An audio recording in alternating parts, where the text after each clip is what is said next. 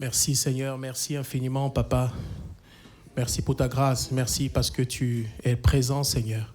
Nous te remettons tout, nous te remettons cet instant.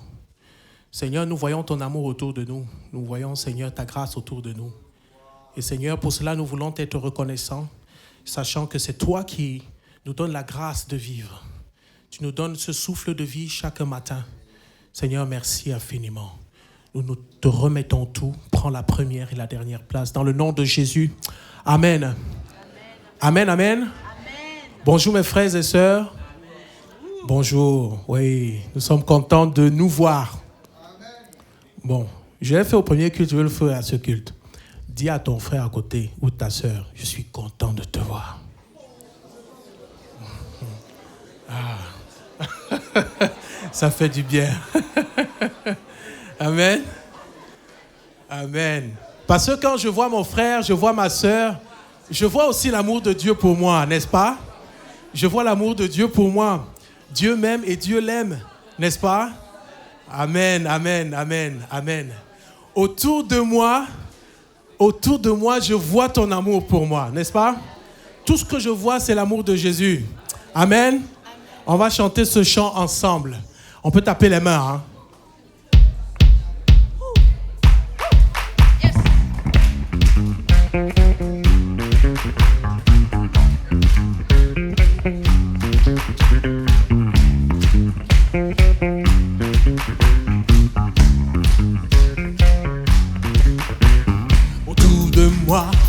Autour de moi, tout ce que je vois, c'est ton amour pour moi. Autour de moi,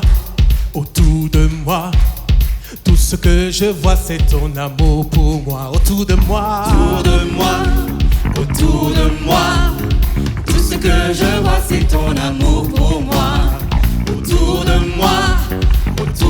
moi, tout ce que je vois, c'est ton amour pour moi.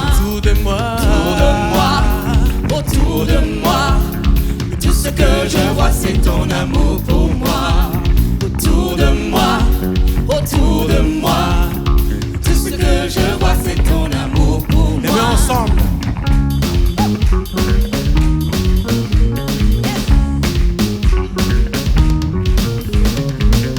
Que les nations chantent, que ton peuple crie.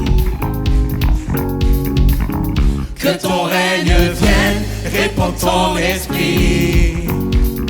Manifeste ton amour en moi.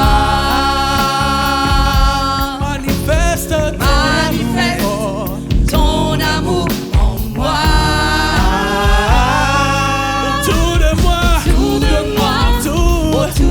moi, tout ce que je vois, c'est ton amour pour moi. Autour de moi, ce que je vois, c'est ton amour pour moi. Les mains ensemble. Yes.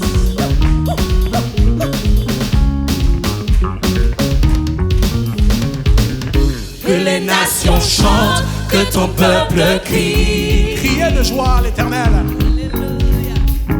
Que ton règne vienne, répand ton esprit. Manifeste ton amour. Manifeste ton amour en moi.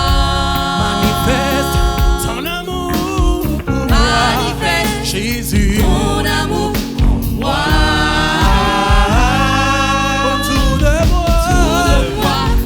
Autour de moi, tout ce que je vois, c'est ton amour pour moi.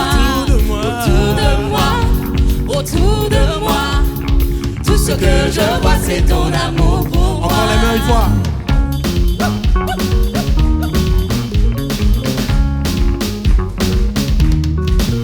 Tu le vois. Je ne vois que ton amour autour de moi. Je ne vois que ton amour autour de moi. Je ne vois que ton amour autour de moi. Je ne vois que ton amour autour de moi. Encore une fois. Je ne vois que ton amour autour de moi. Je ne vois que ton amour autour de moi. Autour de moi, autour de moi. Tout ce que je vois, c'est ton amour pour moi. Je veux chanter autour de moi. Encore une fois. Autour de moi. Tout ce que je vois, c'est ton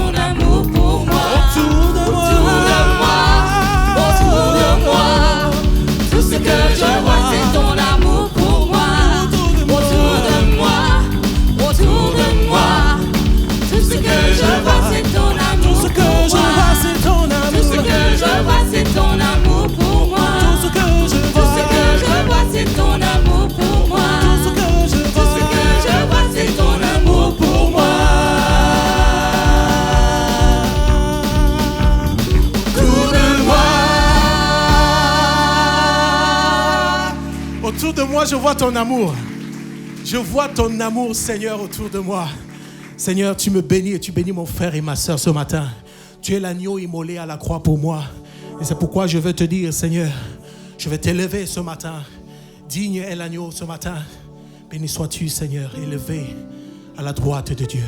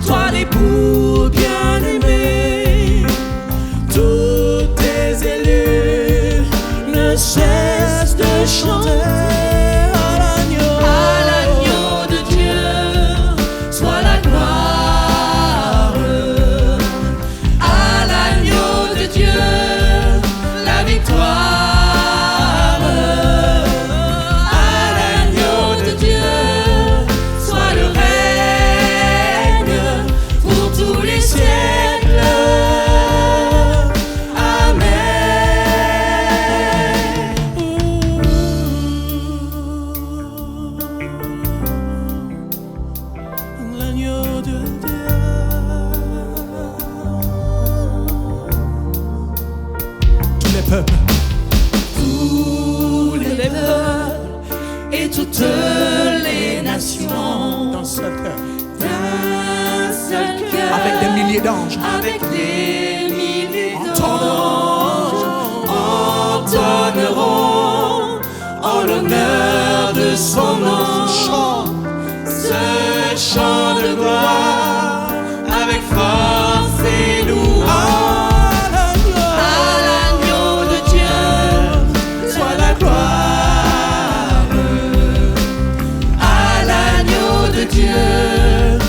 Victoire à l'agneau de Dieu, à l'agneau de Dieu, soit le règne pour tous les siècles. Amen. À l'agneau de Dieu, soit la gloire. À l'agneau de Dieu, à l'agneau de Dieu, soit la victoire.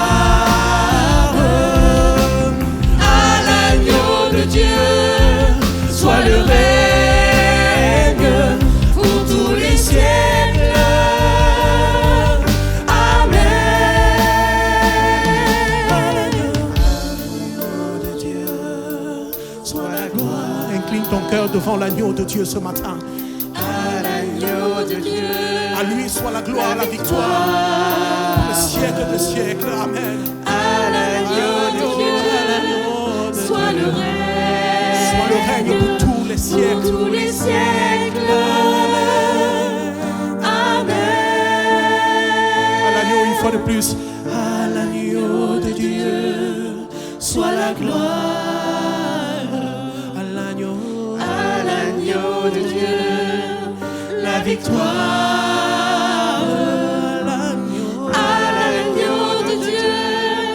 soit le règne pour tous les siècles. Amen.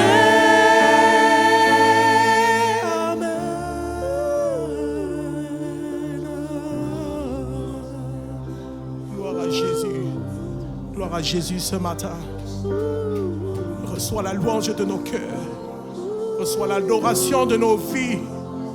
Nous nous inclinons devant toi, l'agneau de Dieu. Celui-là qui ôte le péché du monde. Celui-là qui ôte le péché de ma vie.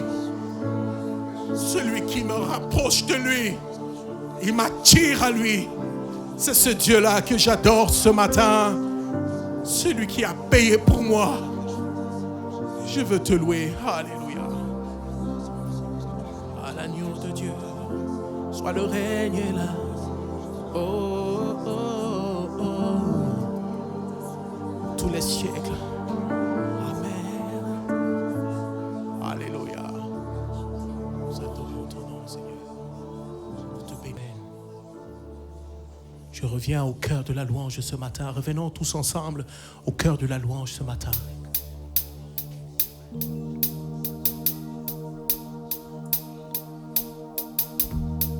Le chant terminé, le rideau retombe. Je viens simplement porter mon offrande, car j'ai le désir de réjouir ton cœur. J'apporte plus qu'un beau chant. Chanter ne suffit pas pour répondre à ton appel. Les apparences sont trompeuses, mais tu vois bien au-delà. Oh Dieu, tu sondes mon cœur. Je reviens au cœur de la louange. Tout est centré sur toi, centré sur toi, Jésus. Oui, je renonce à tous mes faux semblants pour tout centrer sur toi, centré sur toi, Jésus.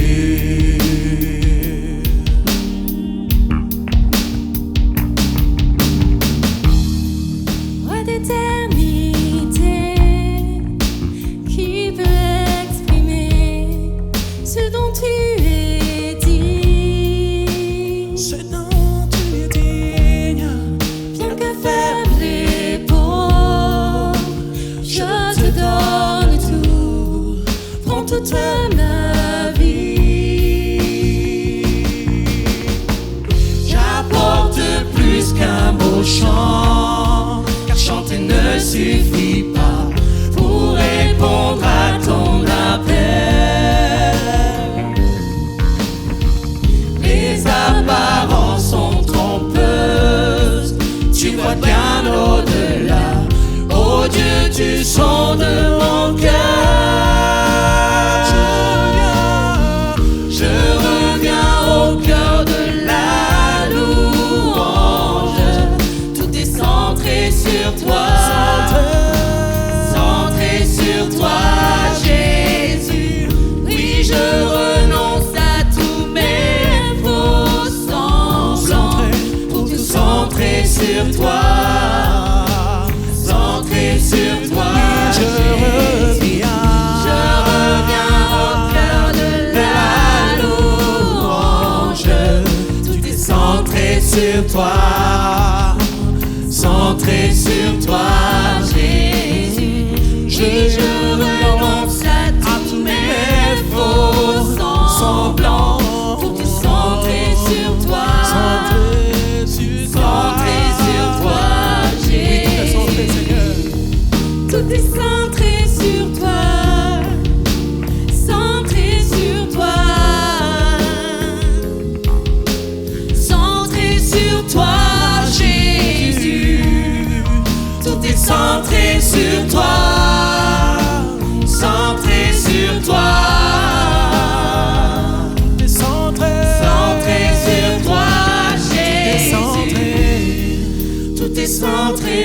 sur toi, centré sur toi, centré sur toi, Jésus. Tout est centré sur toi, centré sur toi, centré sur toi, Jésus. Je reviens ensemble. Je reviens au cœur de la louange. Tout est centré sur toi, centré sur toi, Jésus. Oui, je renonce à tous mes faux semblants. Pour tout centrer sur toi, centré sur toi, Jésus. Alléluia. Inclinons nos cœurs devant le roi des rois, élevons nos voix et bénissons celui-là pour qui la louange est centrée, sur qui la louange et l'adoration de notre cœur sont centrées. Jésus, nous fixons nos regards sur toi et nous t'adorons de tout notre cœur. Merci pour ce que tu es, Seigneur. Merci pour ce que tu fais. Jésus-Christ, nous voulons focaliser nos regards sur toi et sur toi seul, Seigneur Jésus. Nous élevons nos cœurs, nous élevons nos voix comme un seul homme pour dire gloire, pour dire honneur, puissance et majesté soient au roi des rois. Béni sois-tu, Seigneur, pour ce que tu es. Merci, Jésus. Alléluia. Amen. Je vais inviter mes frères à se rapprocher, ou bien ceux qui ont été désignés pour partager le pain et le vin avec nous, qui se rapprochent. Vous savez, j'ai eu à cœur depuis le début de la semaine une parole pour l'Église.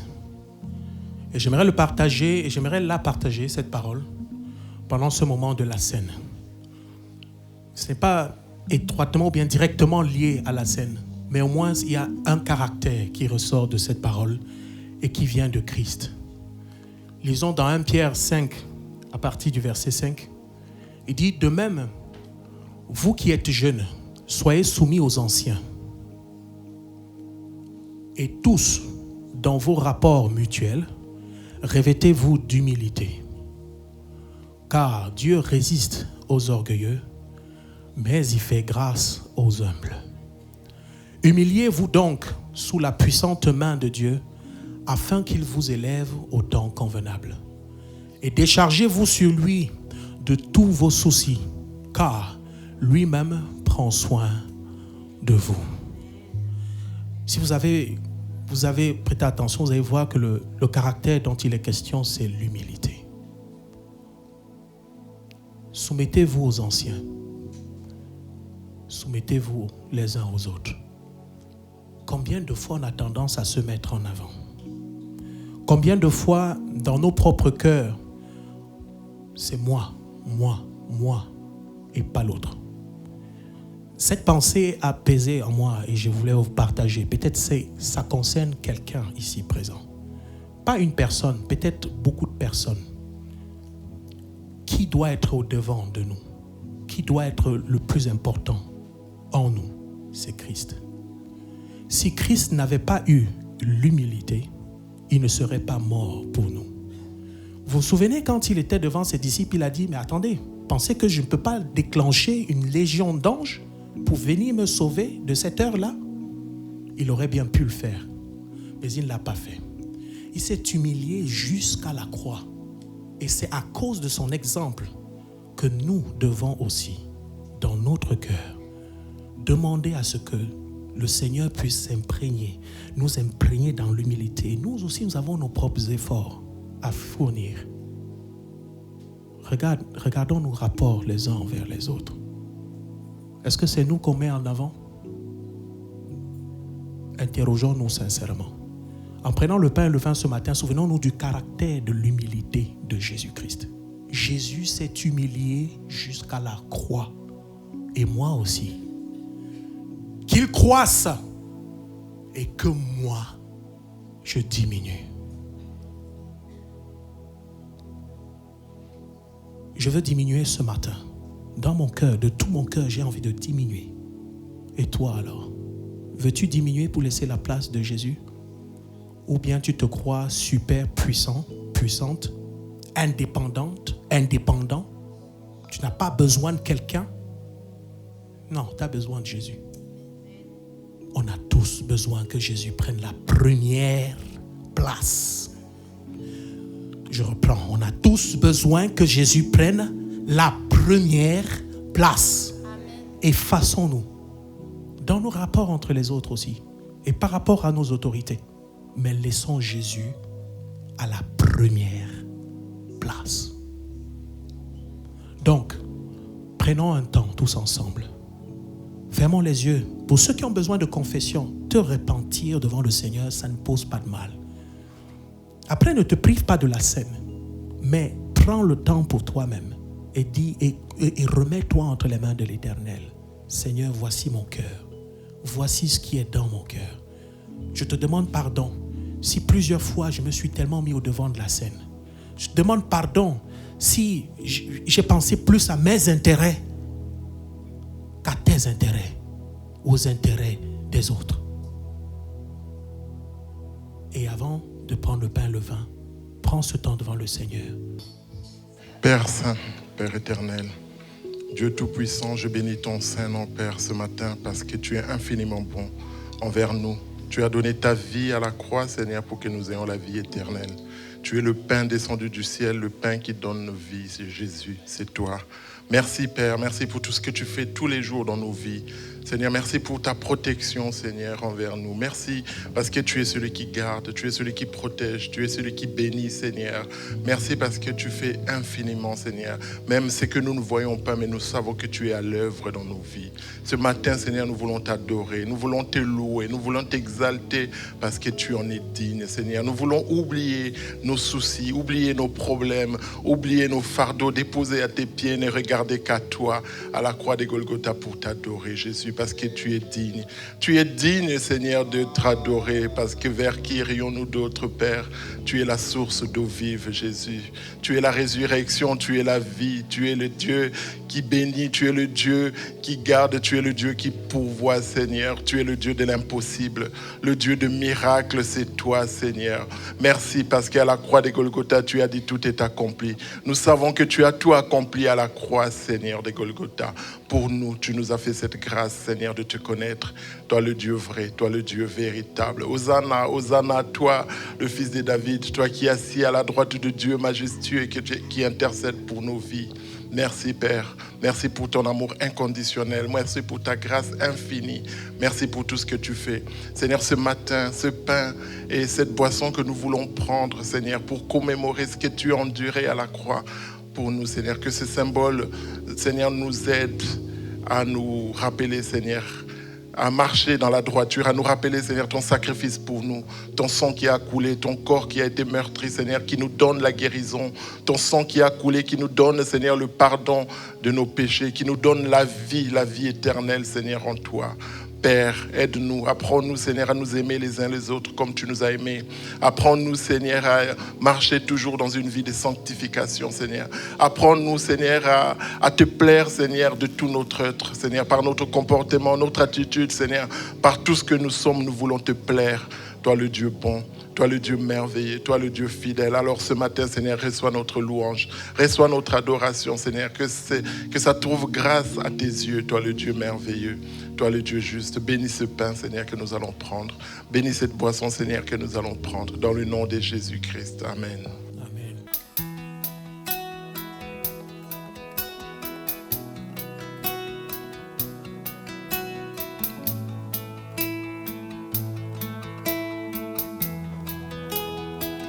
Viens. Viens, Saint-Esprit, viens par ton vent, remplir le temple que je suis. Oh, viens, Saint-Esprit,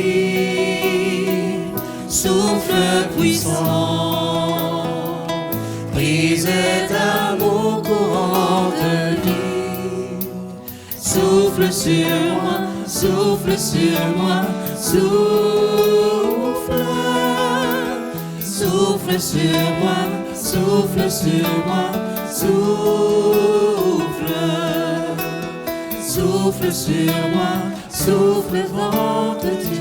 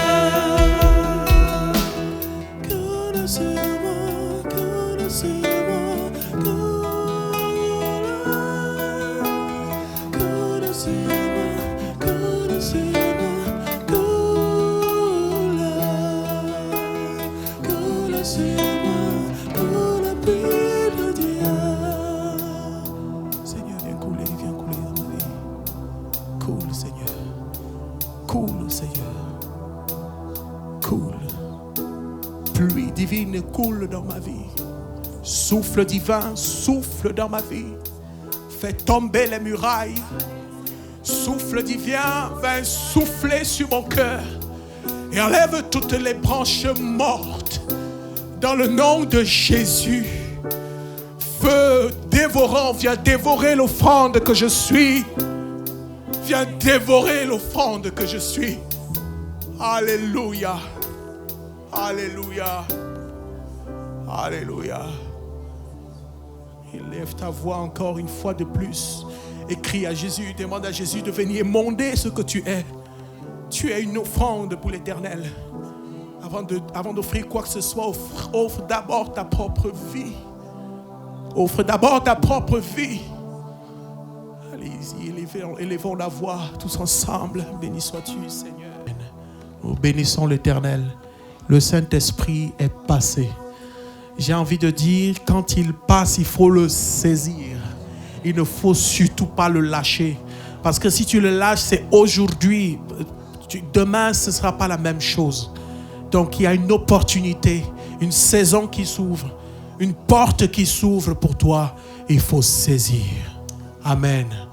Nous demandons au Seigneur d'embraser nos vies, qui sont des offrandes pour lui. Amen. Amen. Pendant que nos frères vont passer maintenant pour les offrandes, on va finir ce culte avec un dernier chant. Mais avant de finir le dernier chant, je veux encore le souligner. Nos offrandes servent pour l'Église. Amen. Nous avons des besoins matériels. Ne vous dites pas pourquoi on rabâche ça tout le temps. C'est important de le dire.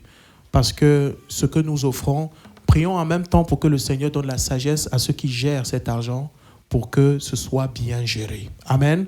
C'est important. Nous avons des besoins matériels et financiers. On va chacun préparer ce qu'on a prévu pour l'offrande. Nos frères vont passer et on va chanter ce dernier chant, étant debout bien sûr, pour ceux qui le peuvent, en demandant au Seigneur, en disant, Seigneur, reçois ma louange ce matin. Amen. Avant de prendre le pain de la parole de Dieu, on remet au Seigneur sa louange et son adoration. Mes frères, vous pouvez passer.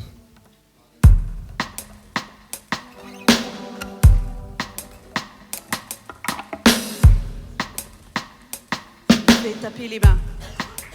On tape les mains.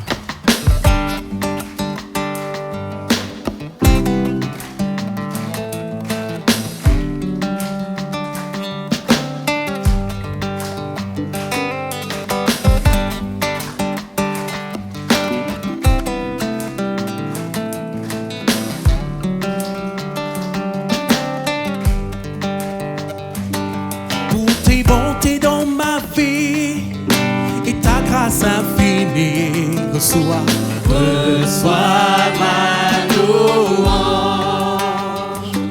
Tes mille langues ne peuvent suffire pour te dire merci, reçois ma louange.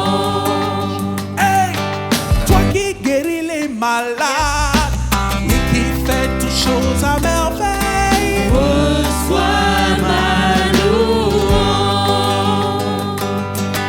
Toi qui connais mon cœur, le Dieu de l'impossible, reçois ma louange. Que pourrais-je t'offrir?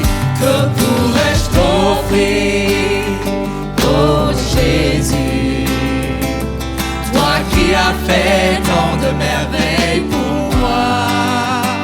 Que pourrais-je t'offrir, oh Jésus, toi qui as fait tant de merveilles pour moi? Reçois, oh Seigneur, reçois ma louange, reçois ma louange, reçois Seigneur, reçois ma louange. Les mains encore.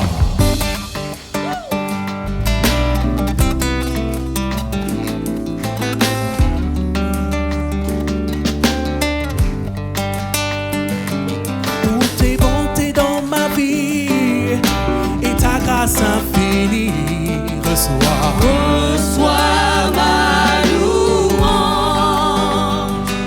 Tes mille langues ne peuvent suffire pour te dire merci, Seigneur, reçois ma louange. Hey, toi qui guéris les malades et qui fais toutes choses à merveille, reçois ma louange. On sont malades encore une fois de plus. Toi qui guéris les malades et qui fais toutes choses à merveille, reçois ma louange. Toi qui connais mon cœur, le Dieu de l'impossible, reçois ma louange. Que pourrais-je t'offrir, papa? Que pourrais-je t'offrir, oh Jésus, toi qui as fait tant de merveilles pour moi? Que pourrais-je t'offrir, oh Jésus, toi qui as fait tant de merveilles pour moi? Avec l'église, que pourrais-je t'offrir, oh Jésus? Ensemble, toi qui as fait tant de merveilles pour moi.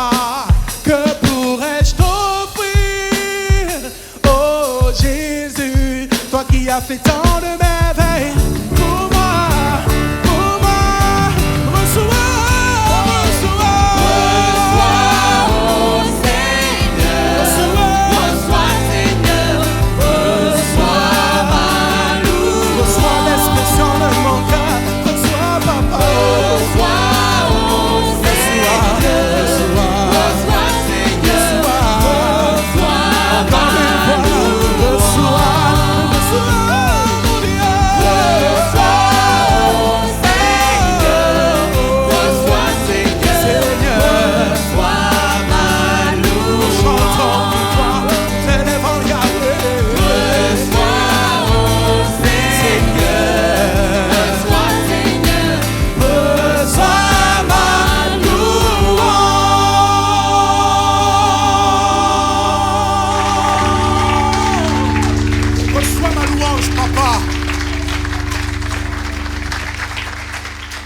Reçois notre louange, Seigneur, toi qui as fait tant de merveilles pour nous.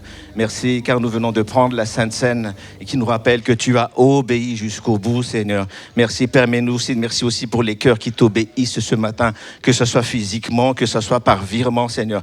Merci, car s'il y a de la bienfaisance et de la libéralité que tu prends plaisir, Seigneur. Merci, fais pleuvoir des bénédictions en abondance. Ouvre l'écluse des cieux, Seigneur, afin qu'il y ait de la bénédiction en abondance dans ta maison. Fais pleuvoir de la sagesse, fais pleuvoir de la révélation, fais pleuvoir de la créativité. Merci, car la Sainte Seine aussi nous rappelle que tes mains ont été percées et le sang a coulé. Merci, Seigneur, pour le travail de nos mains. Protège le travail de chacun de nous, qu'il pleuve de la promotion dans le travail de chacun de nous, Seigneur, afin qu'il y ait de la semence, dans ta maison. Merci, car tu as dit que celui qui sème avec des larmes moissonnera avec des chants d'allégresse. Reçois notre louange, Seigneur. Amen.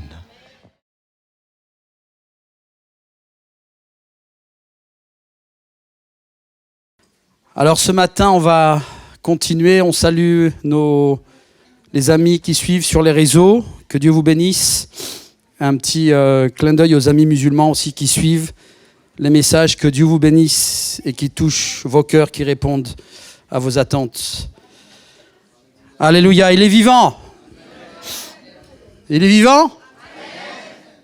Ça ne reflète pas l'ensemble de l'église là. Est-ce qu'il est vivant?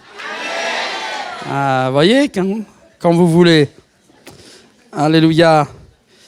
Alors on continue ce matin avec notre thème sur le royaume de Dieu. Nous vivons des temps particuliers et je sais que certains disent oui, on le sait, tu le dis tous les dimanches, mais je vais continuer de le dire tous les dimanches. Alors préparez-vous pour la suite. Nous vivons des temps particuliers et aussi au passage, parce que j'ai entendu ça pas moins que cette semaine ou la semaine dernière dans ma propre famille, on dit oui, depuis le temps qu'on dit les choses, il ne se passe rien. Mais attention. Justement, c'est la patience de la part de Dieu, c'est de la compassion pour que justement on se reprenne, on réfléchisse, et en tout cas ceux qui ne connaissent pas Dieu, ou ici qui ne se sont pas encore engagés, il est temps. Il est temps de s'engager. Parce que le Seigneur vient chercher ceux qui sont prêts. Il vient chercher ceux qui ont fait allégeance au roi des rois. Est-ce que tu as fait allégeance au roi des rois? Non, il y a beaucoup moins de monde là.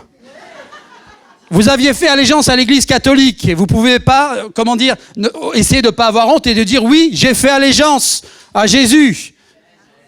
Amen. Vous n'avez pas honte, j'espère. Alléluia. On a fait allégeance à toutes sortes de choses avant et maintenant on a fait allégeance au roi des rois. On a choisi la bonne part. Que le Seigneur nous aide à aller de l'avant. Des temps compliqués, des temps qui sont en fait des temps qui sont paradoxaux. Pourquoi? Parce que on n'a jamais vécu une telle intensité au niveau des actualités. Les actualités ne touchent pas seulement la France. Vous l'avez compris, ça touche le monde entier. Et je ne parle pas seulement de ce spectacle avec la guerre en Ukraine, je vous parle de choses bien plus sérieuses, parce que tout ça, je ne vais pas m'étendre là-dessus, mais c'est une mascarade. Il y a d'autres enjeux bien plus profonds, bien plus grands, qui touchent justement au royaume petits royaumes avec un S à la fin. Les royaumes d'ici-bas, les royaumes de ce monde. Et plus le temps passe, plus ces royaumes vont devoir se positionner parce que il y a le grand roi des rois qui va venir avec son royaume. Alors en bas, ici, là, ça s'agite dans tous les sens parce que les prophéties s'accomplissent et Jésus est à la porte. Ce Jésus à qui on a donné notre cœur, ce Jésus qui a posé sur nos têtes une couronne. Vous le saviez ça? On en a déjà parlé, hein? Alors vous la sentez pas, vous la voyez pas, mais elle est là. Le jour où vous avez prêté allégeance à Jésus, pas à la religion, hein.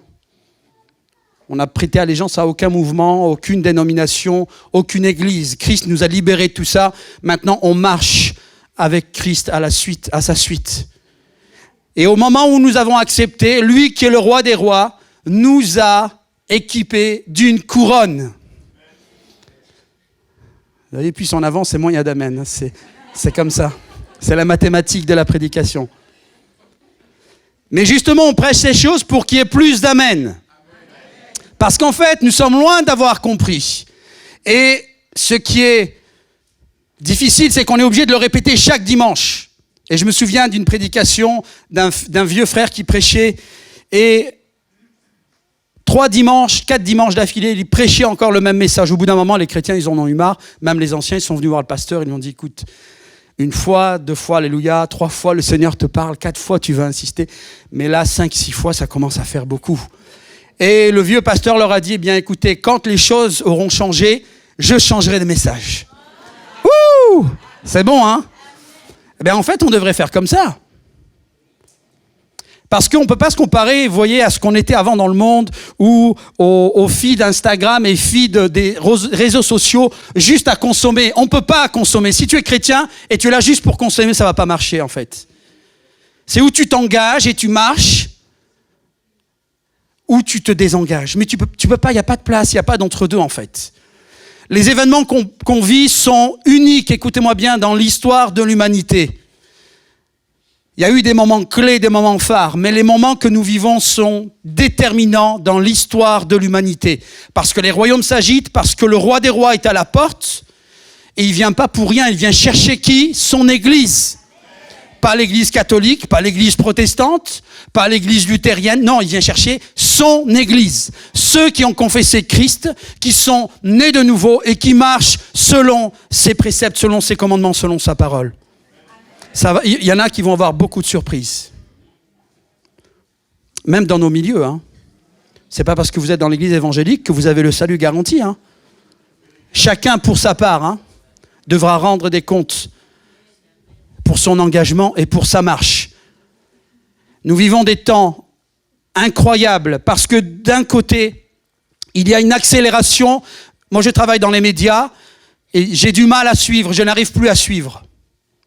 Depuis le Covid, il se passe tellement de choses et ce sont des strates, des couches et des couches d'événements de différents types qui touchent à la politique, à la géopolitique, qui touchent à la santé, qui touchent à la morale, qui touchent à toutes sortes de domaines de la vie humaine. Et il y a une accélération. Des lois sont votées, des lois décadentes. On requalifie les lois. Parce qu'il y a une intention dans le monde de descendre le niveau de sainteté, le niveau de moralité. Et nous sommes en plein dedans, frères et sœurs. Même les gens qui ne sont pas croyants voient qu'il y a quelque chose qui ne tourne pas rond. Et le plus choquant, c'est que ce sont eux d'abord qui ouvrent la bouche avant même les chrétiens, qui ont fini par accepter le constat dans notre pays. Vous ne voyez pas encore tout parce que tout n'est pas encore sur la place publique. Mais il y a des choses dramatiques qui sont en train de se passer. Et peut-être que quand vous vous réveillerez, ça sera trop tard, parce que les choses seront déjà en place. Voilà pourquoi on a besoin d'être prêt, d'être bien dans ces 2 bottes, et où je suis à Jésus, ou je ne suis pas à Jésus. Il n'y a pas de oui mais peut-être, mais je suis en transition. Non, c'est tu es à Jésus ou tu n'es pas à Jésus. Et avec ce qui vient, si tu n'es pas avec Jésus, eh ben ça va chauffer quoi. Ça va chavirer. Vous savez, nos vies, c'est l'image d'une barque. Cette même barque de laquelle l'apôtre Pierre est sorti. Il a marché sur l'eau jusqu'au moment où il a regardé à lui-même et aux éléments et il a fini par s'enfoncer. Mais parce que Christ était là, il lui a tendu la main, il l'a rattrapé pour ne pas qu'il reste et qu'il s'enfonce dans l'eau. On ne sait pas s'il savait nager ou pas, c'était pas garanti. Eh bien, nos vies, c'est la même chose. Notre vie, c'est une barque, ta vie, c'est une barque. La tempête s'est levée et le vent souffle avec fureur sur la mer de ta vie. La mer, je parle pas de ta maman, je parle de la mer, sur laquelle il y a ta vie, la barque. Et l'ennemi veut que ta barque chavire, que tu finisses dans l'eau et que tu finisses noyé dans cette eau, dans l'eau des tumultes de ce monde, des nations. C'est aussi ce vent, cette tempête qui souffle dans l'arbre et qui veut sortir les fruits qui ne sont pas encore mûrs. Et comme un arbre qui est mis à mal par le vent, eh bien nous sommes mis à mal par la tempête. Parce qu'il y a une tempête dans le monde spirituel, frères et sœurs. On a besoin de se réveiller, de sortir du coma, de sortir de la torpeur et des belles rhétoriques évangéliques, de nos belles rhétoriques très spirituelles. Parce que ce qui va venir, il n'y aura pas de place pour la rhétorique. Il y a besoin d'être accroché à la vigne, à notre Seigneur. Et quand je vous partage ces choses, je me les partage à moi-même. Alors je ne partage pas ces choses pour que vous fassiez une mine triste et que vous repartiez effondrés. Non, parce que le paradoxe, c'est qu'en opposition à ces choses folles qui sont en train de se passer et qui s'accélèrent et qui s'accumulent, parce que Jésus revient, il y a dans l'autre sens, à l'opposé, des choses incroyables qui sont en train de se passer dans le monde. Amen. Et le Seigneur est en train d'appeler des hommes par centaines et par milliers, par millions, chaque mois, chaque année, à rentrer dans le royaume. Alors comprenez, frères et sœurs, que nous ne sommes pas juste là des petits Nantais. Ici à Nantes, on vient à l'église et puis ça se termine là. Non, non, ça c'est qu'un petit point sur l'immense plan que Dieu a prévu. Parce que le roi des rois va revenir et il va venir chercher son escadrille ici à Nantes. Il va venir chercher ses bataillons ici à Nantes et dans toutes les communes, dans toutes les villes et dans tous les pays du monde. Jésus revient en roi des rois parce qu'il y a une bataille à mener. Il va mener la défaite de tous les royaumes ici-bas. Et avec tout le respect qu'on a à M. Macron et tous ses amis et tous les autres gouvernements des pays d'Europe et du monde entier, ils vont tomber. C'est ce que la prophétie annonce. Et ils le savent. En tout cas, certains d'entre eux le savent. Le Seigneur leur dit du haut du ciel, jouez, amusez-vous, faites votre dînette sur la terre, je reviens bientôt. Et quand je vais revenir, ça ne sera pas la même chose. Il va venir régner avec un sceptre d'autorité. Et cette fois-ci, il ne va pas venir pour sauver et pour mourir sur la croix, il l'a déjà fait une fois. Mais il va venir pour instaurer son royaume. Alléluia. Le royaume qu'il a déjà installé là, sur la terre. Si on pouvait tous voyager, je vous emmènerais tous avec moi pour vous montrer ce que le Seigneur est en train de faire dans le monde. On ne se rend pas compte ici. On est dans notre petite routine, train-train quotidien. On ne se rend pas compte de ce qui se passe. Même les mouvements migratoires, où certains chrétiens se plaignent, oh là là, il y a plein de musulmans qui viennent en France, on est envahis, il y a des intégristes, des terroristes. Mais vous n'avez rien compris. Vous n'avez rien compris, frères et sœurs. Ça, c'est le Seigneur qui a tout orchestré. On a prié pendant des décennies, Seigneur, aide-nous à atteindre ces nations. Mais le Seigneur, il a répondu. Et il a créé les plans méchants des hommes pour qu'il y ait des flux migratoires et que des hommes et des femmes par milliers viennent de l'Afrique subsaharienne, du Moyen-Orient, d'Asie, de toutes les régions du monde, en France, même des gens qui n'étaient même pas touchés par des conflits politiques et économiques sont arrivés ici sur notre territoire. Il y a des milliers d'Afghans qui rencontrent le Seigneur aux Pays-Bas et dans les pays nordiques. Par milliers, vous entendez ? Par milliers. On ne sait plus comment faire de tous les côtés. Et le paradoxe, c'est qu'il y a moins d'ouvriers. Alors il y a plus de travail. Mais le Seigneur agit, alléluia. Il n'a pas fini. Il n'a pas fini et il continue. Amen. Alors ce matin, on continue avec un titre. Le titre de ce matin, si on peut revenir juste 2 secondes, je l'ai appelé le clash des royaumes. le clash, parce que c'est un mot que j'aime bien. Il y avait un autre mot qu'on aurait pu utiliser, peut-être pour les plus anciens, c'est la confrontation des royaumes. Et je partage ces choses, frères et sœurs et amis, pour que vous compreniez que la Bible, Dieu et toutes ces choses, ça n'a rien à voir avec le pipeau de la religion. Tout le monde est bassiné avec la religion. On n'a pas besoin de religion, personne n'a besoin de religion. Mais on a besoin de Dieu. Et ce matin, j'ai invité cet ami qui était invité par une sœur et je lui ai dit, écoutez, moi je ne vous demande pas de croire, vous n'êtes pas obligé d'être convaincu, mais je vous demande de mettre Dieu au défi. S'il y a un Dieu, mettez-le au défi. C'est lui qui doit vous répondre, c'est pas moi. Et si chaque être humain prenait la peine de faire ça, de mettre Dieu au défi, eh bien la face du monde serait changée. Donc je ne vous encourage pas à casser la tête aux gens en leur demandant d'accepter Jésus. Non, surtout pas. Si c'est une démarche intellectuelle, ça ne sert à rien. Par contre, qu'ils fassent une démarche de foi et qu'ils mettent Jésus au défi de se révéler à eux. Eh bien, c'est comme cela que des milliers de musulmans, chaque mois, rencontrent Jésus. Parce qu'ils crient à Dieu, parce qu'ils sont dans la confusion. Parce qu'ils crient à ce Dieu, au Créateur, sachant qu'il y a un Créateur. Qui es-tu? Quel est ton nom? Et il se révèle. Je suis Jésus le Messie. Isa al-Masih, je suis Jésus le Messie qui se révèle. Et Jésus se révèle à des centaines et des milliers d'hommes et de femmes à travers toute la planète. Vous savez, on ne le voit pas. Et Jésus l'a dit, le royaume ne vient pas de manière à attirer les regards. Le Seigneur ne veut pas amuser la galerie. Il annonce, il parle et il voit comment son œuvre se fait dans les cœurs. Alors peut-être que vous ne le voyez pas, ça passe pas à TF1, sur W9, et tout, ça passe pas toutes ces choses-là. Mais il y a plein d'hommes et de femmes qui rencontrent le Seigneur. Le Seigneur est en train de faire quelque chose d'incroyable. Et c'est sur ces choses qu'il faut que nous ayons les yeux et que nous nous concentrions. Le clash des royaumes, la confrontation des royaumes. Pourquoi? Parce que quand deux royaumes se rencontrent, ça frappe. Vous êtes d'accord? L'histoire de France nous l'a appris. Et puis l'histoire en général des nations nous apprend que lorsque deux royaumes souvent se rencontrent, c'est pour la guerre. Mais le clash du royaume ne concerne pas des royaumes ici-bas. Il concerne le royaume céleste et les royaumes d'ici-bas. Et avant tout, le royaume de Satan, puisqu'il y a la dimension spirituelle avant la dimension humaine. Satan, vous vous souvenez, a installé son royaume. Il est appelé dans la Bible le prince de ce monde, le prince de la puissance de l'air. C'est une réalité, une vérité spirituelle. Mais depuis que Jésus est venu, la donne a changé. Ça va? Amen? On peut avancer. Alors on va lire un texte. Dans Éphésiens, il y aura la référence à la fin du texte. On ne va pas faire une analyse complète du texte, mais les quelques versets qu'on va parcourir, j'aimerais que vous ouvriez vos cœurs et vos oreilles et que vous laissiez ces choses rentrer en vous.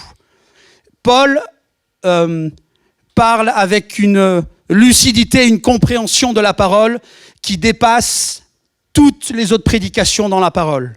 Jésus avait sa façon de prêcher, il prêchait souvent en parabole, là aussi, pour que les gens soient interpellés, et ceux qui étaient là comme des curieux, des touristes, qui ne voulaient pas et qui n'accrochaient pas au message de Jésus, ils passaient leur chemin. Jésus voulait toucher et amorcer les cœurs de ceux qui écoutaient. Paul, lui, c'est quelque chose de particulier. On va le lire en introduction. C'est pas grave si on l'affiche pas. En tout cas, moi, je vais le lire dans Éphésiens, chapitre 3. Écoutez ce que Paul dit. C'est pourquoi, moi, Paul. Vous vous souvenez de qui était Paul, hein? C'était un persécuteur, hein? Nous, on voit toujours Paul, le Paul gentil. Oh, c'est notre père à nous. Mais il a massacré des gens, vous vous souvenez? C'était un persécuteur. Nous, on relativise tout, hein? Non, c'était un méchant. C'était le pire de tous. Et Dieu l'a touché. Parce que Dieu avait un plan pour sa vie. Comme il a eu un plan pour la tienne. Comme il a un plan pour ceux qui sont là pour les premières fois. Amen. Il a changé sa vie. Il lui a lavé la face à Paul. Il l'a transformé. Et il l'a utilisé de façon puissante. Et Paul est le seul et l'unique qui parle. Enfin, qui peut parler comme il parle. Et on va comprendre pourquoi. Éphésiens 3, c'est pourquoi moi, Paul, le prisonnier de Jésus-Christ, pour vous, les non-juifs. Vous avez très certainement appris quelle responsabilité Dieu, dans sa grâce, m'a confiée à votre égard. Par révélation, vous entendez? Pas par adhésion à une religion. par révélation. Paul, c'était comme un musulman. Enfin, je ne compare pas, mais c'est comme un musulman. Quand vous naissez musulman, vous ne changez pas de religion. Lui, c'était un juif. Il n'y a personne qui allait le changer. Il était enraciné dans sa religion. Personne n'allait le transformer, sauf le Seigneur. Amen. Par révélation, il m'a fait connaître, donc en parlant du Seigneur, il m'a fait connaître le secret de son plan que je viens de vous résumer. Le secret de son plan. Il m'a fait connaître le secret de son plan que je viens de résumer. Vous gardez ça? En quelques mots. Verset 4, en me lisant, donc si vous lisez Paul, en me lisant, excusez-moi, vous pouvez vous rendre compte de la connaissance, de la compréhension que j'ai de ce secret qui concerne le Christ. Amen. En effet, Dieu ne l'a pas fait connaître aux hommes des générations passées comme il l'a révélé maintenant, par le Saint-Esprit, encore par l'Esprit, à ses apôtres, à ses prophètes qu'il a consacrés à son service. Et ce secret, c'est que par leur union avec Jésus-Christ, les non-juifs reçoivent le même héritage que nous. Amen. Paul a donc reçu, par révélation, la connaissance du secret du plan de Dieu. C'est pour ça que Paul est le seul à être capable, avec des mots humains, à essayer de retranscrire ce qu'il a reçu par révélation. Ça nous fait comprendre quoi? Qu'on ne peut rien faire par notre force. C'est pas la question de répéter une confession de foi, quelle qu'elle soit, musulmane, chrétienne ou autre. Ça ne change rien à la vie des gens. Par contre, la révélation de l'Esprit de Dieu change un cœur et transforme un cœur. Elle donne la conviction au cœur que cette personne qui a parlé, Dieu, est vivante et qu'elle est réelle. C'est ça qui a transformé nos vies. Et j'espère que c'est votre cas. Que vous n'êtes pas là juste par adhésion. Et si c'était le cas, il n'est pas trop tard de demander au Seigneur cette révélation. Parce qu'il la donne encore. Amen. C'est cette révélation qui va faire de toi que tu vas tenir dans le temps malgré les difficultés, les épreuves. C'est cette conviction qui va faire que tu vas rester dans tes bottes lorsque tu vas partager le témoignage de l'Évangile. Parce que tu es un témoin. C'est ça le mot témoin. Être un témoin, être un disciple. Quelqu'un qui a vécu. Je ne suis pas quelqu'un à qui on a raconté. Non, j'étais là, j'étais le témoin de l'accident. On utilise bien ces termes. Est-ce que vous étiez témoin? Ah non, moi c'est mon pote qui m'a raconté. Non, c'est pas intéressant. On veut un témoin. Il y a un témoin ici? Eh bien, c'est la même chose avec Jésus. Le Seigneur veut que nous soyons des témoins de sa puissance et de sa grâce. Paul, donc, avec ses faibles mots, il essaye de retranscrire des choses qui sont humainement non recevables. Parce qu'il parle, avec des mots humains intelligibles, de mystères qui dépassent notre intelligence. Ces choses, il les a reçues lui-même par révélation. Et c'est comme ça qu'il a été changé sur le chemin de Damas. Jésus l'a stoppé dans sa course alors qu'il avait planifié d'aller tuer encore avec des lettres qu'il avait reçues. Il avait planifié de faire encore un massacre parmi les chrétiens. Cet homme, Paul, et je vous encourage à lire les épîtres, parce que c'est dans les épîtres où vous allez vous nourrir, où vous allez trouver les clés et que vous allez comprendre, et c'est ce qu'il dit, vous, en me lisant, dans mes mots, vous comprenez, vous réalisez la compréhension que j'ai du mystère de Christ. Jésus a prêché, mais Paul vient comme nous aider pour nous connecter et nous donner cette connaissance, cette révélation supplémentaire qui est indispensable. Et vous allez voir pourquoi dans ce qu'on va lire. On va revenir au texte initial. Alors on lit. Je demande que le Dieu de notre Père, de notre Seigneur, Jésus-Christ, le Père, qui possède la gloire, écoutez bien parce que c'est riche, vous donne. Comment? Par son esprit. Et pas question d'une confession religieuse ou autre chose. Qu'il vous donne par son esprit sagesse et révélation. Le mot sagesse, en fait, dans le sens littéral, c'est pas le mot sagesse comme on l'entend nous, c'est plutôt, il est parlé d'intelligence, de capacité à comprendre, de capacité à analyser une information, une donnée. Par son esprit, vous receviez donc sagesse et révélation. Pourquoi ? Pour que vous le connaissiez. Vous avez compris ? C'est pas parce qu'on a accepté Jésus il y a 5, 10, 15, 20 ans qu'on connaît Jésus. Hein. On apprend à le connaître. C'est comme dans un couple. On pense qu'on se connaît, en fait on ne se connaît pas. 20 ans après, on apprend des choses. 20 ans après, on se rend, oh mais je ne savais pas. Ah tu vois, tu ne me connais pas en fait. On parle de choses qu'on connaît. Hein. C'est la même chose. Chaque jour, nous devons apprendre à connaître le Seigneur. Et on le connaîtra comment ? Par son esprit, par l'esprit de sagesse et de révélation qu'il nous donne, pour que justement on le connaisse un peu plus chaque jour. Pourquoi les gens ne connaissent pas Dieu ? C'est parce qu'ils n'ont pas reçu cette sagesse et cette révélation. Et il y a besoin des deux, parce que la révélation sans sagesse, elle mène à la folie et à tous les dérèglements. Par contre, quand il y a l'intelligence, la sagesse, alors nous sommes capables de recevoir les choses que Dieu donne par révélation. On les accepte et on les comprend. Et on les met en pratique. Regardez comme c'est riche. Je demande que le Dieu de notre Seigneur Jésus-Christ, le Père qui possède la gloire, vous donne par son esprit sagesse et révélation pour que vous le connaissiez, qu'il illumine ainsi, par conséquent, de tout ce qu'il a dit avant, par conséquent, qu'il illumine votre intelligence, notre intelligence humaine. On a tous une intelligence humaine, vous êtes d'accord ? Mais cette intelligence, elle a besoin d'être illuminée, de recevoir la lumière. Qu'il illumine ainsi votre intelligence afin, pour que vous compreniez en quoi consiste, c'est lourd, hein, l'espérance à laquelle vous avez été appelés. Alors quand nous on lit là, bon français en 2024, tout ça, ça a l'air lourd, ça a l'air rébarbatif, on dit mais pourquoi ils ont construit des phrases si lourdes, ça donne pas envie en fait. Mais en fait, vous savez pourquoi ? Parce que c'est très difficile avec des mots humains de retranscrire des choses que vous avez reçues par révélation. Donc ça nécessite des phrases lourdes, des phrases très construites et chargées, qui nécessitent d'être décortiquées, d'être analysées pour comprendre. Il faut qu'on reçoive cette sagesse, cette révélation, pour qu'on le connaisse, et qu'ainsi notre intelligence soit illuminée. Ça veut dire qu'à partir du moment où on le connaît, notre intelligence est éclairée par l'Esprit de Dieu. Et une fois que notre esprit est éclairé par l'Esprit de Dieu, alors qu'est-ce qui se passe ?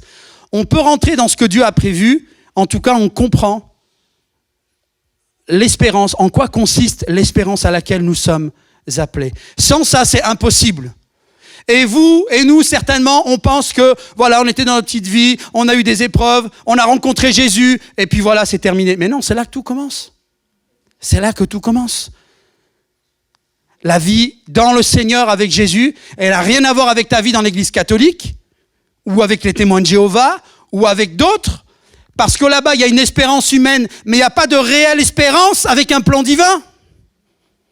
En Christ et dans la parole, en Dieu, dans la Bible, il y a une espérance, il y a un plan. Dieu a dévoilé son plan, il y a un agenda qui est clair.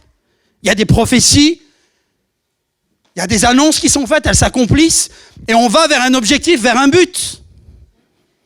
Et c'est ça l'espérance. Pour que tu comprennes, mon frère, ma sœur, que ta vie, elle n'est pas juste cantonnée à cette vie de terreur ici sur la terre. Pour ceux qui ont eu la chance d'avoir une vie décente, ça va. Mais pour ceux qui ont vécu dans la souffrance et dans la misère, vous croyez que c'est juste ? Non, c'est pas juste. Alors Dieu donne cette opportunité à tous les hommes et toutes les femmes de le rencontrer et de connaître l'espérance de son appel. Amen. On peut avancer ? Donc, vous voyez, l'énumération, elle n'est pas terminée. Donc, c'est comme si auparavant, au-dessus, il y avait une virgule. Pour que nous connaissions donc l'espérance à laquelle notre appel est attaché. Quelle est la glorieuse richesse de l'héritage ? Ouh, Paul, tu nous fais mal à la tête. Quelle est la glorieuse richesse de l'héritage ? Quel héritage ? Vous vous souvenez ? Ce qu'il y a sur nos têtes ? La couronne ? Il est là l'héritage. Et nous, on vient un double héritage. On vient un héritage sur la terre et un héritage dans le ciel. Parce que pour l'instant, on est encore ici-bas. Et donc, il y a une glorieuse richesse qui est attachée à cet héritage. C'est pas seulement une richesse en valeur, non, il y a la gloire dans cette richesse. Et je pense que c'est ce qui est le plus important. Il y a de la gloire dans cette richesse. Pour que tu comprennes, mon frère, ma sœur, que tu n'es pas juste un homme, une femme qui a accepté Jésus ou qui a changé de religion. Tu n'as pas changé de religion. Si c'est le cas, il faut que tu te refasses baptiser. Tu n'as pas changé de religion.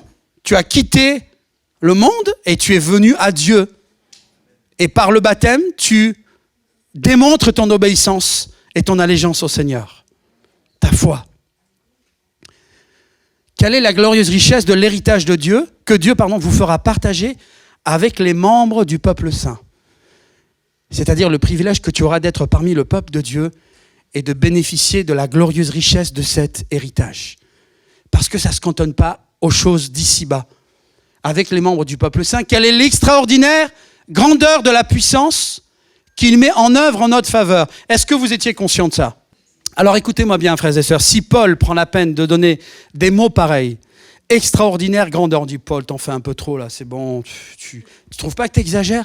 Non, extraordinaire grandeur de la puissance, parce que c'est dans le dictionnaire, c'est les meilleurs mots qu'il ait trouvés pour décrire le plan de Dieu. Wouh, vous comprenez? Qu'il met en œuvre en notre faveur. Dieu fait tout ça en notre faveur. À nous qui plaçons notre foi, notre confiance en lui. On continue? Cette puissance, il l'a déployée en Christ, cette infinie grandeur de sa puissance, en le ressuscitant des morts et en le faisant asseoir à sa droite dans les lieux célestes, au-dessus de toute domination.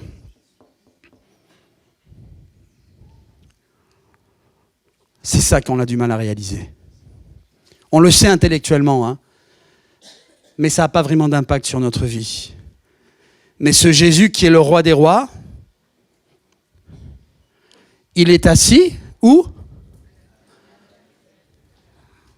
J'ai rien compris. À la droite du Père. Où? Dans les cieux, hein, on est d'accord. Hein. Il est assis au-dessus de toute domination. Est-ce qu'il n'y a pas un texte qui parle des enfants de Dieu et d'un endroit où nous sommes assis aussi? C'est dur, hein? Il y en a qui disent oui. Alors c'est où? Seigneur Jésus, vous êtes chrétien? Vous avez une Bible?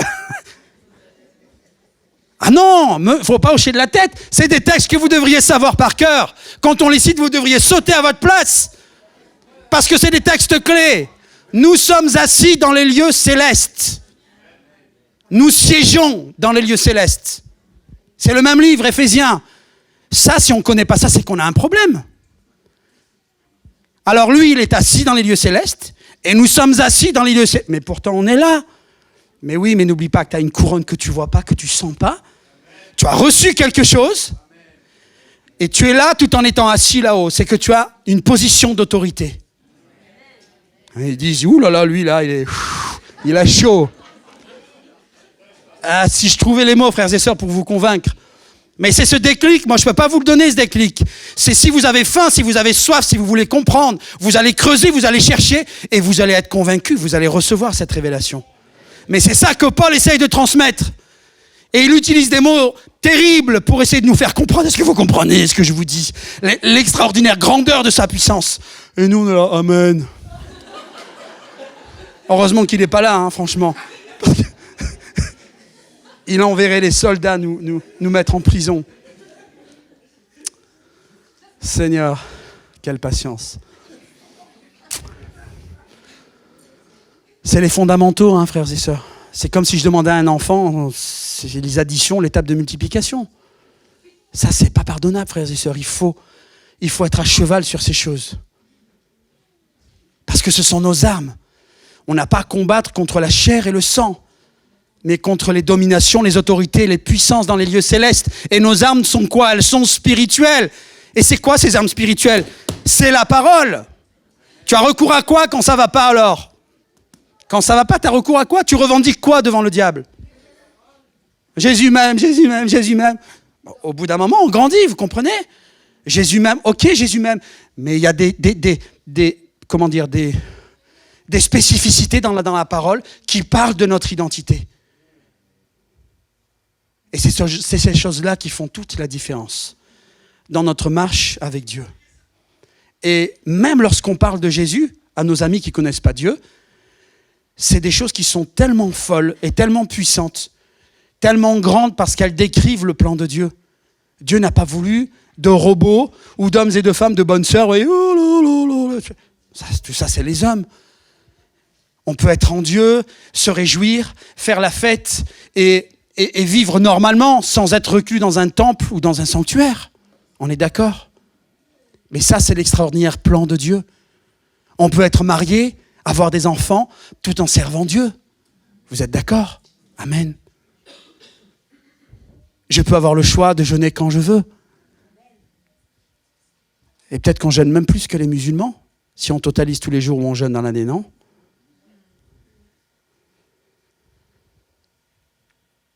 Il l'a fait asseoir à sa droite dans les lieux célestes, au-dessus de toute domination.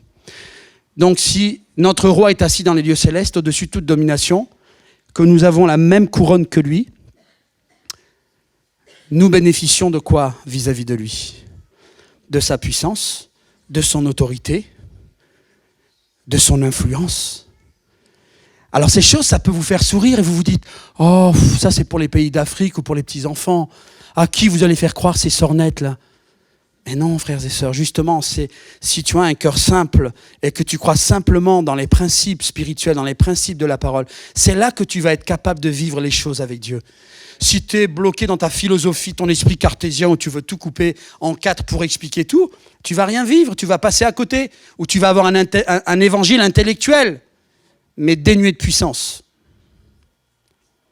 Non, on a besoin de se souvenir ce que nous sommes et qui nous sommes en Christ. Et qui est notre Seigneur. Vous vous rendez compte? On parle là et le Seigneur est assis à la droite du Père. Il est en train de mettre ses sandales et il dit parce qu'il faut que j'y aille là, c'est l'heure. Jésus, il est sur les starting blocks pour venir chercher l'église. Amen. On peut avancer? Au-dessus de toute domination, de toute autorité, de toute puissance, de toute dignité. Vous voyez, Paul, il fait il énonce avec détail pour être sûr qu'on a bien compris. Toute domination, toute autorité, dans les cieux et ici-bas. On va dire, ah non, quand même, Macron, il est puissant, et les ministres et le gouvernement. Oui, ils sont puissants, mais qui leur a donné cette puissance? Qui leur a donné cette autorité? Il n'empêche en rien que le roi des rois a toute puissance.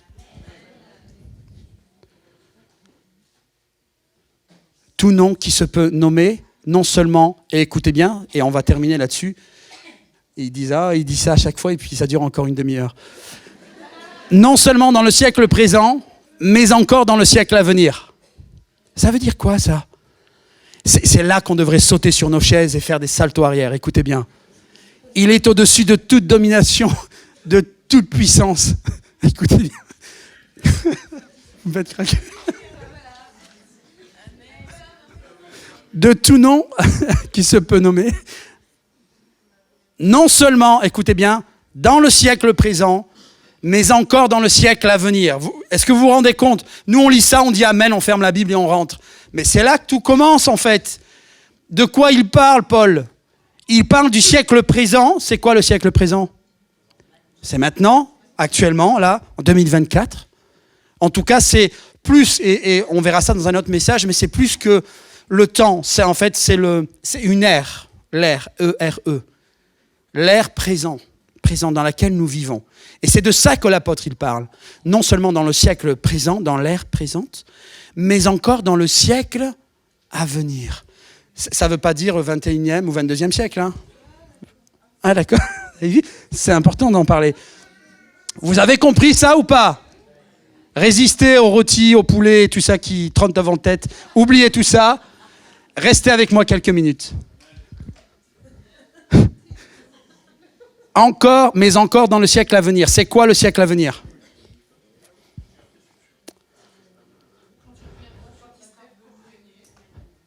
Ok, là-haut, quand il sera revenu. Vous êtes d'accord? Le siècle à venir, c'est ce qu'on devrait connaître plus tard. Mais dans les cieux. pas spécialement ici-bas sur la terre. Est-ce que le royaume est ici quand même malgré tout sur terre ou pas? Le royaume, c'est nous. Amen. Il est ici-bas. Et c'est ce que Christ a instauré, a réinstauré. Il a restauré le royaume quand il est venu. Amen. Alors on va avancer encore. Le prochain slide. Ainsi, écoutez bien, ça c'est super important. Ainsi, celui qui est uni au Christ, c'est-à-dire celui qui a fait allégeance, qui a donné sa vie à Christ, qui dit « Ok, Christ, je crois en toi, même si je ne comprends pas tout, je sais que c'est toi qui es le vrai, je vais te suivre. » Et on va apprendre à le connaître ensuite.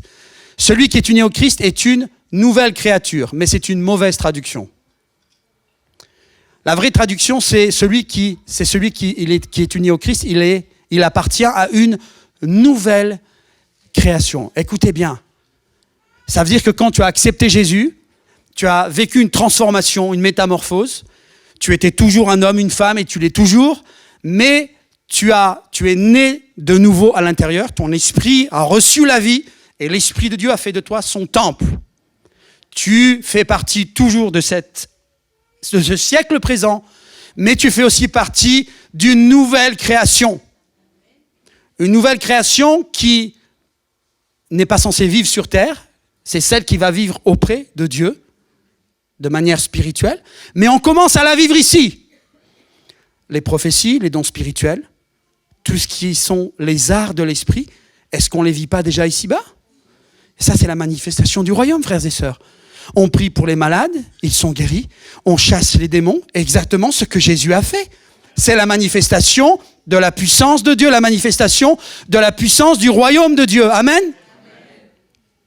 Et donc, nous sommes toujours des humains, mais nous vivons déjà les choses à venir. En tout cas, un échantillon. Ainsi, celui qui est uni au Christ appartient à une nouvelle création. Ce qui est ancien a disparu. C'est-à-dire ce qui est ancien, ce qui est de notre nature humaine, tout ça, ça a disparu. Notre péché, notre condamnation, toutes ces choses ont disparu. Ce n'est pas le sens du texte auquel on a cru, auquel beaucoup de prédicateurs, et moi le premier, on a cru que ce texte voulait dire quand on disait toutes choses anciennes sont passées, voici toutes choses sont devenues nouvelles. En fait, ce texte, il est beau, mais quand vous réfléchissez bien, il ne veut rien dire. Toutes choses anciennes sont passées, voici toutes choses sont devenues nouvelles.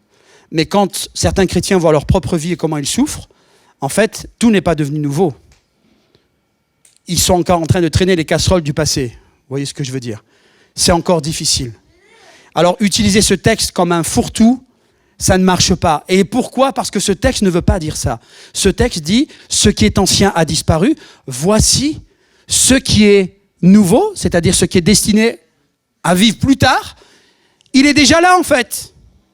Dieu déjà, alors qu'on est dans notre existence humaine, il a commencé à nous bénir des bénédictions spirituelles, de choses que normalement nous devrions trouver dans son royaume. On commence à les vivre. Ce qui est nouveau est déjà là. Amen. Ça va frère? Je vois qui comme ça? Tout va bien? On avance. Alors ici on est sur terre, vous êtes d'accord? On est sur terre, on sait que Satan c'est le prince de ce monde, c'est le prince du siècle présent. On avance. Juste un clic, voilà. Jésus vient, le royaume de Dieu ou le royaume des cieux descend sur terre. En fait, c'est le siècle à venir qui descend avec Jésus. Ça va? Vous me suivez ou je vous ai perdu? Il y a le siècle présent, Jésus vient et il vient avec la puissance et les notions du siècle à venir ici sur terre. Et donc les deux siècles viennent se frotter, se confronter ici sur la terre. On avance. On voit toujours la terre. J'ai fait une autre image juste pour qu'on prenne le temps de comprendre. Le royaume des ténèbres est installé ici sur la terre. C'est le siècle présent, celui dans lequel nous vivons depuis des milliers d'années maintenant. Et le siècle à venir, c'est celui qui est désigné par le royaume de Dieu. Dieu apporte quelque chose de nouveau, Jésus en tout cas, lorsqu'il vient, il y a un peu plus de 2000 ans sur terre. On avance. Regardez bien maintenant. Et c'est l'explication pour laquelle nous vivons, et l'Église est amenée à vivre des choses nouvelles, des miracles, des guérisons, des libérations et toutes sortes de choses. Le siècle présent, je l'ai représenté différemment, c'est notre monde actuel. Ensuite, le siècle à venir descend par la manifestation donc, de Jésus qui vient et qui annonce le royaume de Dieu comme étant ici-bas sur terre. Le royaume de Dieu donc s'est introduit sur terre il y a un peu plus de 2000 ans. Ces choses-là, frères et sœurs, ça doit ouvrir nos yeux sur son plan et nous aide à comprendre pour nos propres vies, mais aussi lorsqu'on a besoin d'en parler à d'autres personnes pour rendre les choses accessibles. On peut avancer. Et il y a cette zone, vous voyez, où les deux siècles se croisent. Il y a un siècle présent avec un maître qui s'appelle Satan. Il y a le siècle à venir qui arrive avec Jésus, qui est le roi des rois, le Fils de Dieu et Dieu lui-même. Il vient sur terre, mais il vient faire de l'ombre, il vient gêner un royaume qui est en place. Ne vous laissez pas distraire, regardez bien. Cette zone-là, c'est justement la zone de confrontation. La zone de confrontation de puissance. Le clash des royaumes, il se fait ici. Et ça fait boum, vous voyez, au centre, parce que les ténèbres qui sont sur terre ne peuvent pas accepter la lumière qui arrive. Amen. La glorieuse richesse de l'héritage. Vous comprenez ? Jésus, il est sur terre par son esprit, mais c'est vous qui êtes là. C'est nous qui sommes là. Et cette action, c'est à nous que le Seigneur l'a confiée. Parce que nous sommes le royaume de Dieu. Amen.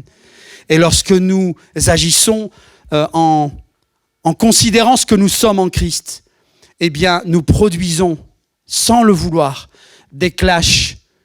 Parce que lorsque les ténèbres sont confrontées à la lumière, c'est une réaction normale. C'est comme si l'air ambiant était rempli de gaz et que Jésus vient avec une étincelle et met une étincelle. Qu'est-ce qui se passe ? Boum ! Explosion. Parce que l'un ne peut pas tenir avec l'autre. Et c'est ce qui fait que des bien-aimés arrivent parfois ici dans l'église et puis sont pris de toutes sortes de manifestations. Ce n'est pas négatif, au contraire, c'est glorieux, frères et sœurs. Dans certaines églises, on veut faire taire ces choses. On dit non, on va choquer. Mais on va choquer qui ? Ça fait 2000 ans que ça dure. Est-ce que Jésus a fait sortir les gens en leur disant « Oui, cachez-les, parce que les autres, ils vont être choqués ». Mais non, c'est la manifestation de la puissance de Dieu. La lumière vient de rentrer là dans les ténèbres et les ténèbres sont obligées de se manifester et de sortir. Amen. C'est ça la stratégie du royaume de Dieu, c'est que le royaume vient avec sa puissance et vient confronter les ténèbres pour chasser les ténèbres. Amen. Et pour faire de ces personnes des personnes libres qui vont entrer dans ce royaume. Amen. Et c'est tout ce que vous êtes, ça, frères et sœurs. N'oublie pas cette couronne sur ta tête. Tout à l'heure, dans la journée ou dans la soirée, tu t'installes tranquillement dans ta chambre, sors ta couronne et dépoussière-la. Tu n'as pas besoin de mettre de produit. Juste, tu la nettoies. Et tu la regardes en considérant ce que tu es et ce que Jésus a fait de toi. Vous savez, en Afrique, c'est pour ça qu'il se passe tant de belles choses. Il se passe des choses folles aussi, mais ça c'est comme partout, comme aux États-Unis. Mais en Afrique, ils ont un pas d'avance, même dans certains domaines parfois sur les États-Unis. Je sais de quoi je parle. Je suis allé, je connais le terrain et je connais spirituellement suffisamment le contexte. Mais parce que les Africains, alléluia, ils ont reçu comme des enfants et eux, ils ont compris. Il y a plein de choses qu'ici, en Europe, on n'a rien compris, on a 3 trains de retard. Eux, ils ont tout compris, toutes ces notions-là, et ils appliquent. Ah, j'ai une couronne. Aïe, ça va chauffer là maintenant. Maintenant, désormais, c'est plus la même chose. Et oui, c'est normal. Si tu as une couronne sur la tête, si le matin tu te lèves, tu vois que tu as une couronne, ça te calme, hein. Tu avais l'intention de te relâcher un peu dans la journée ou de faire n'importe quoi, tu vois la couronne, ouf, j'avais oublié, Seigneur, pardon. J'ai une couronne. Et d'un autre côté, tu es prêt à affronter ta journée parce que tu ne regardes plus à ce que tu es toi, tu regardes à la couronne, l'héritage que tu as reçu. Ça veut dire quoi ? Que j'ai autorité, pouvoir, domination, et je suis assis dans les lieux célestes. Je vais galérer, je vais souffrir avec les épreuves d'ici-bas, mais c'est pas grave. Je suis assis dans les lieux célestes. La vraie situation, elle est là, c'est celle-là qui est importante, c'est pas les choses visibles, c'est les choses invisibles. Et c'est ce texte, on reviendra plus tard là-dessus, où Paul nous dit qu'il ne faut pas s'attarder et nous laisser abattre par les épreuves et les souffrances passagères, parce qu'elles ne sont rien à côté de la glorieuse espérance qui s'y attache. Il faut qu'on choisisse justement notre camp. Et si nous sommes en Christ, alors nos yeux doivent baisser sur ce que nos yeux voient ici-bas, et plus nous focaliser sur les choses célestes et spirituelles, parce que c'est là que tout est l'enjeu pour nous. Amen. J'ai même plus parlé français là, je suis fatigué. Vous êtes avec moi? Amen. Je crois que c'est terminé. On peut avancer? Non, ça je vous partagerai ça une prochaine fois. Et le suivant, on en a déjà parlé, la romanisation, mais on reviendra sur ces choses. Que le Seigneur nous aide, frères et sœurs, et que vous puissiez garder ces choses.